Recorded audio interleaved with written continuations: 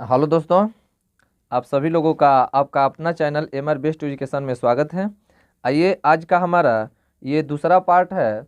यानी कल जो हम पढ़ रहे थे ऑब्जेक्टिव प्रश्न यानी इतिहास का सेट नंबर 1 का, जिसमें 62 प्रश्न हम लोग देख चुके थे।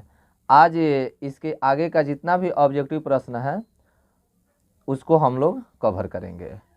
तो कल 62 गो प्रश्न हमारा हो चुका था, जिसमें से कुछ प्रश्न के उत्तर आपके इस मॉडल सेट में कुछ गलत दिया है। आज हम उसको सुधार लेते हैं।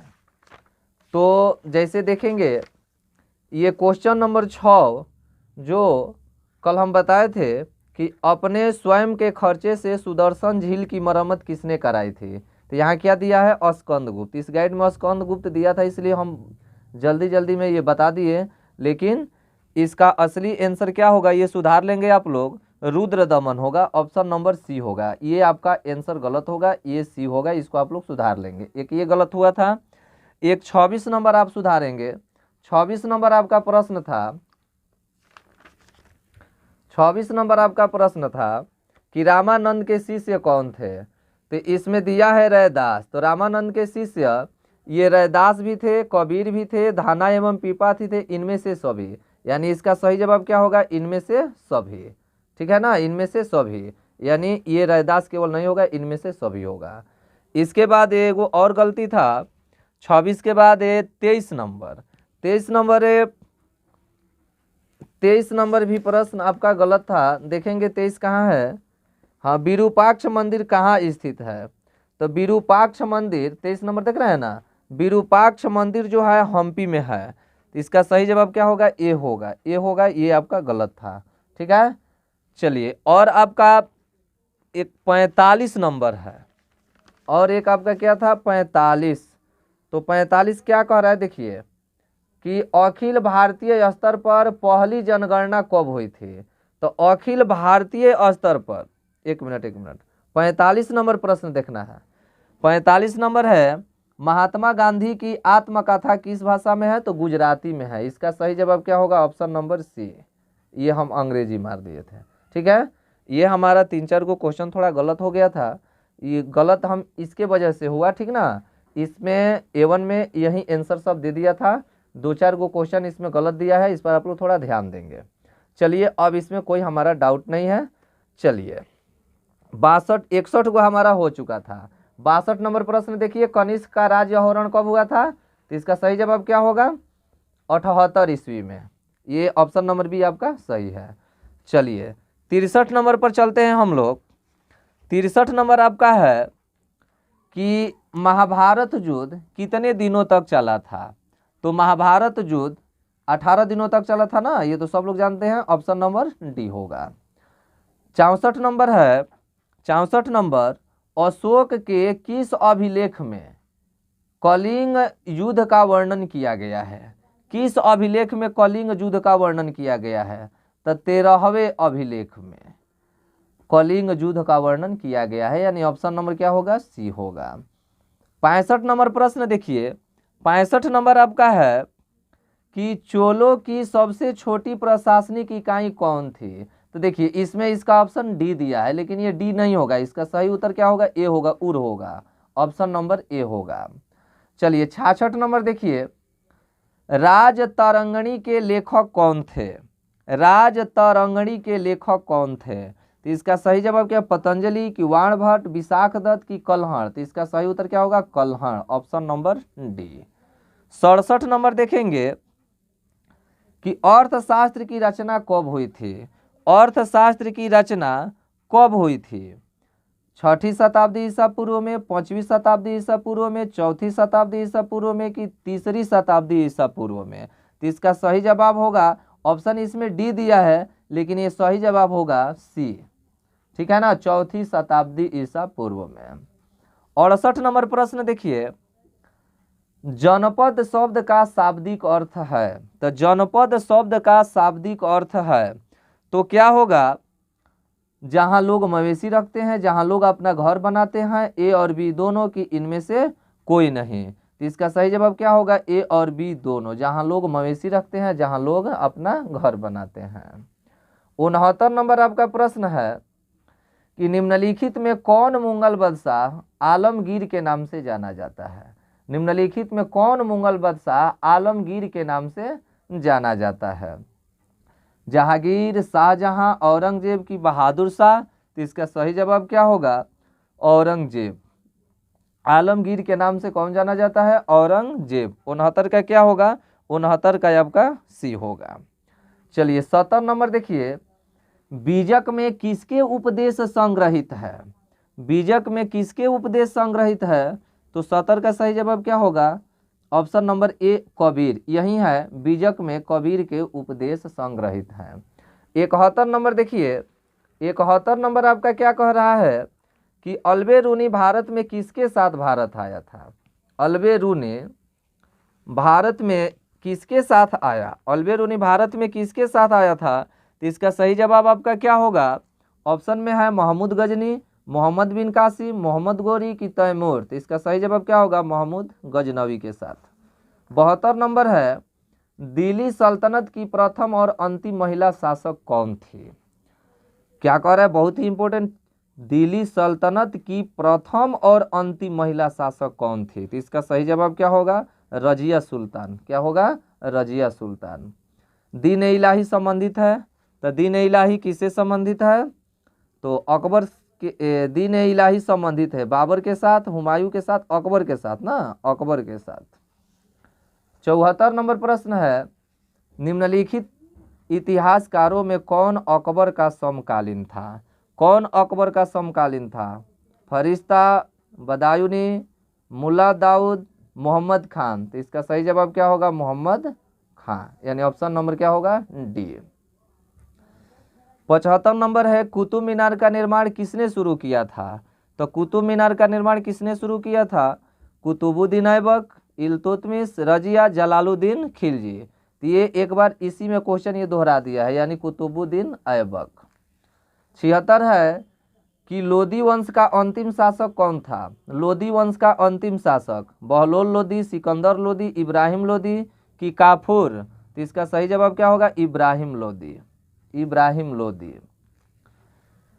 77 नंबर है, किस प्रशासकीय सुधार के लिए शेरशाह खास तौर पर जाना जाता है? किस प्रशासकीय सुधार के लिए शेरशाह खास तौर पर जाना जाता है? तो भूमि सुधार व्यवस्था सुधार के लिए शेरशाह खास तौर पर जाना जाता है। सहायक संधि की नीति कार्यान्वित की, सहायक संधि की नीति कार्यान्वित की माने किसने की थी? तो इसका सही जवाब आपका क्या होगा? वेलेस्ली ने। सहायक संधि की नीति वेलेस्ली ने कार्यान्वित की। 79 नंबर है, 1857 का विद्रोह हुआ। तो कब हुआ था 1857 का विद्रोह? 10 मई को, 13 मई को, 18 मई को, तो 10 मई को ये होगा। 80 नंबर देखिए, 1942 में कौन सा आंदोलन हुआ था? तो भारत छोड़ो आंदोलन हुआ था। ऑप्शन नंबर आपका क्या होगा? डी होगा। 81 नंबर है, व्यापगत का सिद्धांत का संबंध था। व्यापगत का सिद्धांत का संबंध था, किससे संबंध था? लॉर्ड कर्जन से कि डलहौजी से? हाँ, डलहौजी से ही होगा, इसका ऑप्शन नंबर बी होगा, डलहौजी से। 82 नंबर है, अस्थाई बंदोबस्त जुड़ा था। अस्थाई बंदोबस्त जुड़ा था वारेन हेस्टिंग्स से कि वेलेस्ली से कि कार्नवालिस से? तो अस्थाई बंदोबस्त व्यवस्था कार्नवालिस से जुड़ा था, ऑप्शन नंबर सी। 83 नंबर है, पाटलिपुत्र नगर की स्थापना उदयन ने किस नदी के संगम पर की? उदयन ने किस नदी के संगम पर की? तो इसका सही जवाब क्या होगा? गंगा, सोन, पुनपुन, इनमें से सभी के संगम पर। ये भी रिपीट क्वेश्चन है, इसी में दिया हुआ है। गांधी जी ने असहयोग आंदोलन किस वर्ष आरंभ किया? तो गांधी जी ने असहयोग आंदोलन किस वर्ष आरंभ किया था? तो इसका सही जवाब 1920 में ना, हाँ 1920 में ही होगा। 1922 में ये खत्म हो गया था। 85 प्रश्न है, 85 नंबर, जवाहरलाल नेहरू भारत के प्रथम प्रधानमंत्री बने थे। तो ये स्वतंत्र भारत के प्रथम प्रधानमंत्री थे ना, तो यानी 1947 में हमारा देश आज़ाद हुआ था, 1947 में, उसी समय ये बने थे। 86 नंबर आपका प्रश्न है कि मनुस्मृति के लेखक कौन है?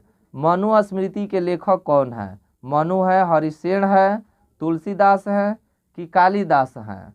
तो इसका सही जवाब क्या होगा? ये मनु स्मृति के लेखक कौन है? तो मनु है। संथाल विद्रोह कब हुआ था?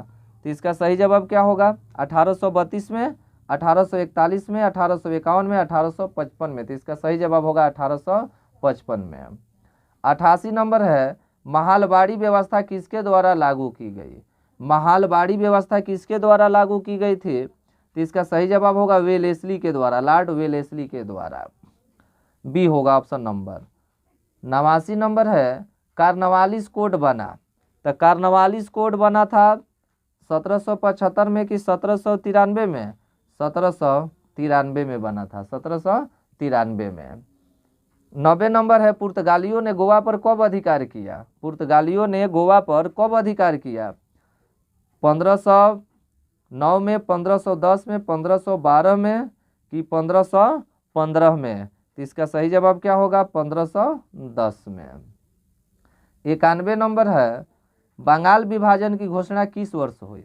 बंगाल विभाजन की घोषणा किस वर्ष हुई?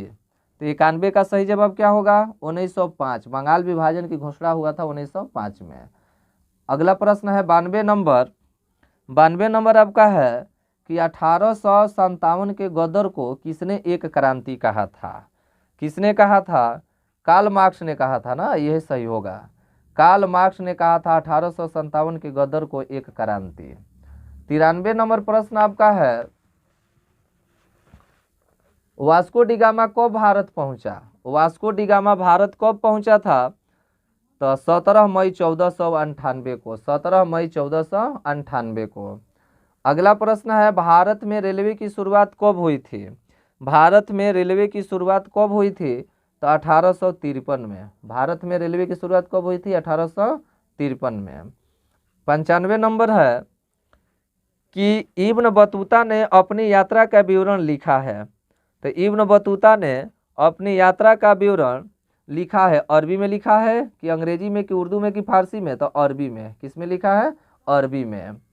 96 नंबर प्रश्न आपका है, जैसे घोंसले को पक्षी छोड़ता है उसी तरह किस यात्री ने यात्रा पर जाने हेतु अपने घर को छोड़ा था? तो इसका सही जवाब क्या होगा? ये इब्न बतूता जो है ना, यही था। अपने यात्री के जैसे घोंसला को पक्षी छोड़ता है उसी तरह इब्न बतूता ने यात्रा पर जाने हेतु अपने घर को छोड़ा था। 97 नंबर प्रश्न आपका है, सविनय अवज्ञा आंदोलन का आरंभ किसने किया? सविनय अवज्ञा आंदोलन का आरंभ किसने किया? तो महात्मा गांधी ने ना, सविनय अवज्ञा आंदोलन, असहयोग आंदोलन, खिलाफत आंदोलन, भारत छोड़ो आंदोलन। चलिए 98 नंबर प्रश्न आपका है, 98 नंबर कह रहा है कि कैबिनेट मिशन योजना के अध्यक्ष कौन थे? Pethick Lawrence, Louis Fischer, Lord Wavell, Stafford Cripps. तो देखिए इसमें आपका उत्तर दिया है लॉर्ड वेवेल, लेकिन ये नहीं होगा। कैबिनेट मिशन योजना के अध्यक्ष कौन थे? तो लॉरेंस, यानी पेसिक लॉरेंस थे। ए होगा। 98 का क्या होगा? ए होगा। 99 नंबर प्रश्न आपका है, भारतीय स्वतंत्रता अधिनियम कब बना? भारतीय स्वतंत्रता अधिनियम कब बना? तो यहाँ देखना है 4 जुलाई 1947 में, 18 जुलाई 1947 में, 20 जुलाई 1947 में कि 15 अगस्त 1947 में। तो इसका सही जवाब क्या होगा? 18 जुलाई 1947 में। ये आपका 99 नंबर प्रश्न है। चलिए अंतिम प्रश्न आपका है कि भारतीय संविधान कब लागू किया गया? तो भारतीय संविधान कब लागू किया गया था? 26 जनवरी 1950। तो ये आपके सेट 1 का, यानी पहला सेट का जो इतिहास का 100 वस्तुनिष्ठ प्रश्न था, आज हम उसका प्रैक्टिस कर चुके, यानी ये संपूर्ण होता है।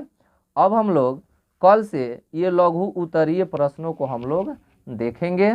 लघु में आपको 20 ये दिखाई दे रहा है ना, कमेंट में बताइए क्या इसका भी वीडियो बना दिया जाए कि छोड़ दिया जाए। ठीक है, ये सेशन आपको कैसा लगा? यदि अच्छा लगा तो इसे लाइक, शेयर और सब्सक्राइब करना न भूलें। ठीक है दोस्तों, मिलते हैं अगले दिन। कमेंट में ज़रूर बताइएगा ये लघु उत्तरीय और दीर्घ उत्तरीय प्रश्न के लिए वीडियो बनाया जाए या नहीं बनाया जाए। ठीक है, धन्यवाद।